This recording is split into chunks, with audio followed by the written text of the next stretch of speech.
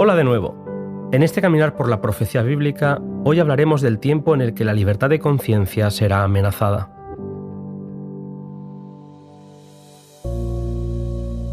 Elena White empieza el capítulo diciendo: los protestantes consideran hoy al romanismo con más favor que años atrás.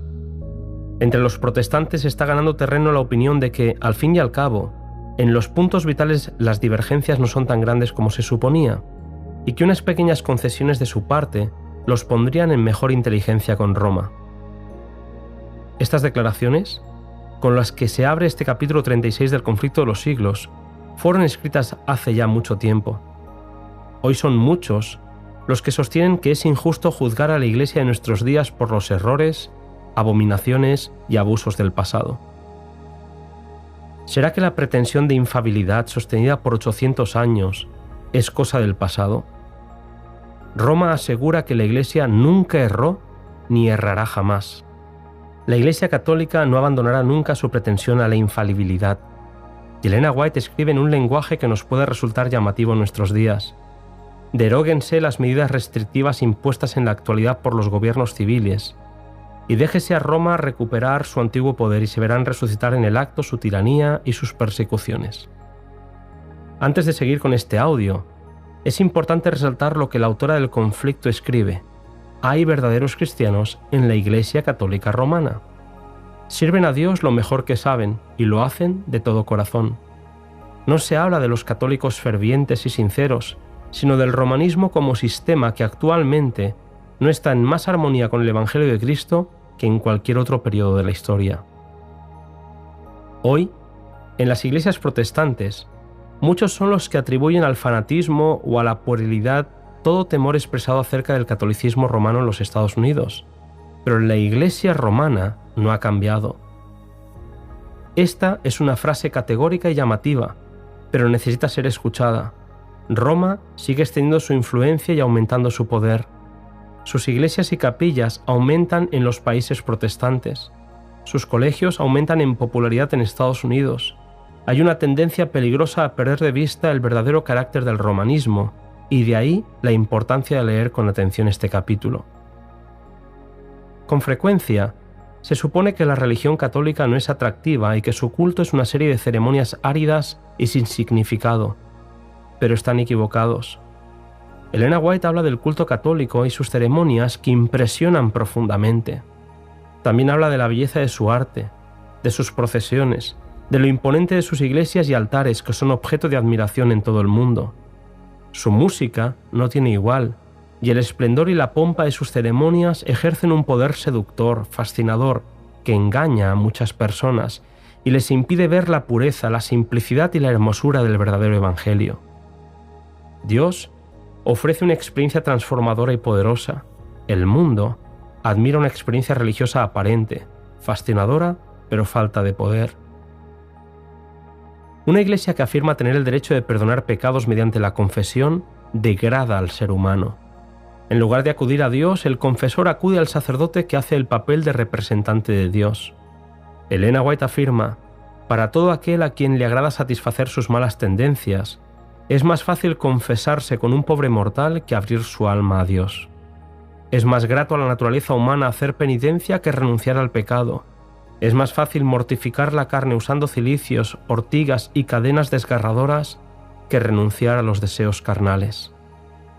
La Iglesia Católica coloca la cruz en sus iglesias, sobre sus altares, y se reverencia al símbolo del sufrimiento de Cristo, pero lamentablemente las enseñanzas de Cristo están sepultadas bajo un montón de tradiciones absurdas, interpretaciones falsas y cargas rigurosas.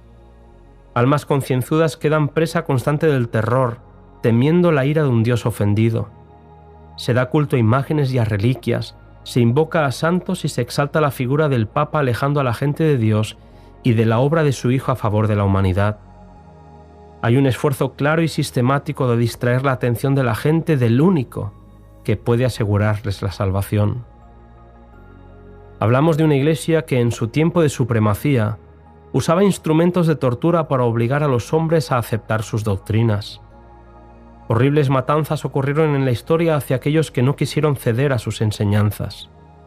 Los adversarios de Roma fueron víctimas de máquinas de tortura que fueron ideadas por los dignatarios de la que se hacía llamar la Iglesia de Dios.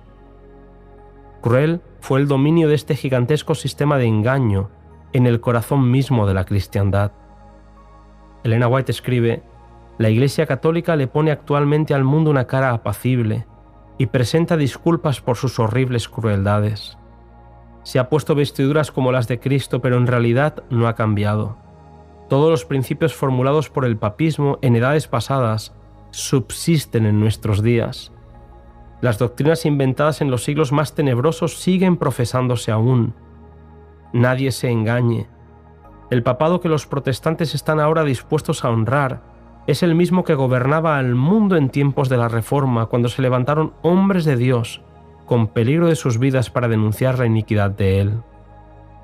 Ante tal realidad, Elena White se pregunta: ¿será posible que este poder, cuya historia se escribió durante 1000 años con la sangre de los santos, sea ahora reconocido como parte de la Iglesia de Cristo? Hoy, las iglesias protestantes están más cerca del catolicismo. Se ha verificado un cambio, pero no es el papado el que ha cambiado. Se pide disculpas a Roma por haberla juzgado con tan poca caridad, creyendo que fueron las tinieblas espirituales y morales de la Edad Media las que favorecían las actitudes supersticiosas y perseguidores de Roma. Se cree que nunca podríamos volver a vivir la intolerancia y la tiranía que hubo en el pasado, porque vivimos en un siglo donde brilla la luz intelectual, moral y religiosa. Es cierto que hoy hay más luz que en el pasado, pero también es cierto que donde más luz hay, más densa es la oscuridad cuando se rechaza esa luz. Las verdades que muestra la Biblia no pueden ser cambiadas. El verdadero carácter de este sistema religioso está manifiesto en sus páginas. Hay quienes prefieren dejarse llevar por la mayoría porque es más cómodo, pero que sea más cómodo no quiere decir que sea lo correcto. Los que quieren salvarse por sus méritos y los que quieren salvarse en sus pecados se unen en un formalismo religioso que adormece las conciencias.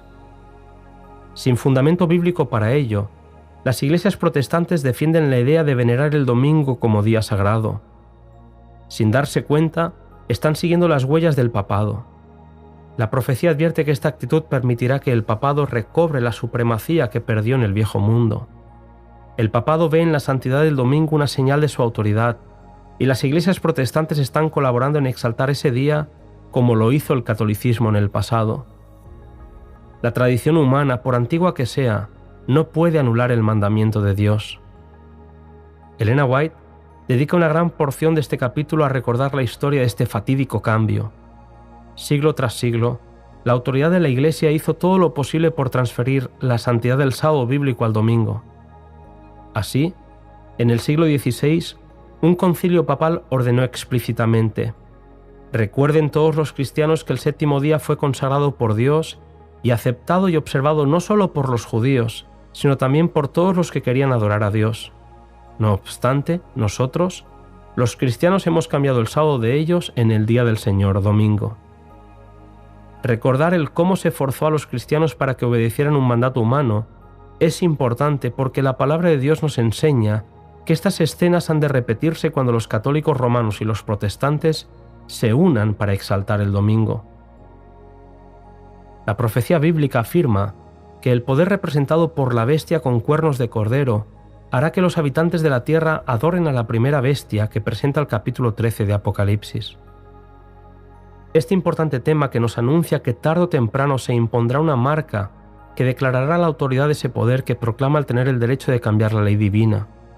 Como ya vimos en el capítulo 26, se ha demostrado que los Estados Unidos de Norteamérica son el poder representado por la bestia de 2 cuernos semejantes a los de un cordero, y que esta profecía se cumplirá cuando los Estados Unidos hagan obligatoria la observancia del domingo, que Roma declara ser el signo característico de su supremacía.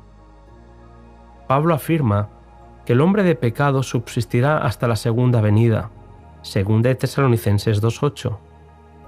La obra de engaño llegará hasta el fin del tiempo y toda la tierra se verá obligada a elegir o bien la señal de autoridad creadora del Señor, o por el contrario, darle honor a la institución del domingo, que descansa únicamente sobre la autoridad de la Iglesia romana. Las advertencias bíblicas que se nos presentan en este capítulo son desconcertantes, pero conviene que como creyentes nos tomemos en serio las exhortaciones que allí encontramos. Elena White afirma: la sagacidad y astucia de la Iglesia romana asombran. Puede leer el porvenir. Se da tiempo viendo que las iglesias protestantes le están rendiendo homenaje con la aceptación del falso día de reposo y que se preparan a imponerlo con los mismos medios que ella empleó en tiempos pasados. Los que rechazan la luz de la verdad buscarán aún la ayuda de este poder que se titula infalible, a fin de exaltar una institución que debe su origen a Roma. No es difícil prever cuán apresuradamente ella acudirá en ayuda de los protestantes en este movimiento. Tengamos presente que Roma se jacta de no variar jamás. Pocos saben los protestantes lo que están haciendo al proponerse aceptar la ayuda de Roma en la tarea de exaltar el domingo. Puede que las razones que presenten para encontrar un día común de adoración sean buenas y que se vea como un símbolo positivo en este complicado mundo la unión de todos los cristianos, pero la Biblia advierte que la finalidad de esta aparente unidad es la de conceder autoridad a la Iglesia, que entiende que nunca tendría que haber perdido tal autoridad. Así termina Elena White este apasionante capítulo. Roma está aumentando sigilosamente su poder. Sus doctrinas están ejerciendo su influencia en las cámaras legislativas, en las iglesias y en los corazones de los hombres. La palabra de Dios ha dado advertencias respecto a tan inminente peligro. Descuide estos avisos y el mundo protestante sabrá cuáles son los verdaderos propósitos de Roma, pero ya será tarde para salir de la trampa.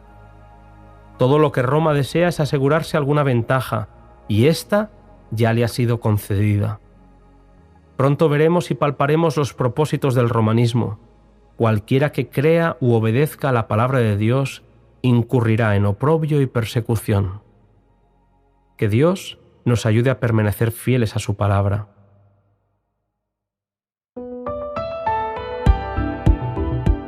Hemos entrado en los últimos capítulos del conflicto. Te espero en el siguiente podcast, cuyo título es El conflicto inminente.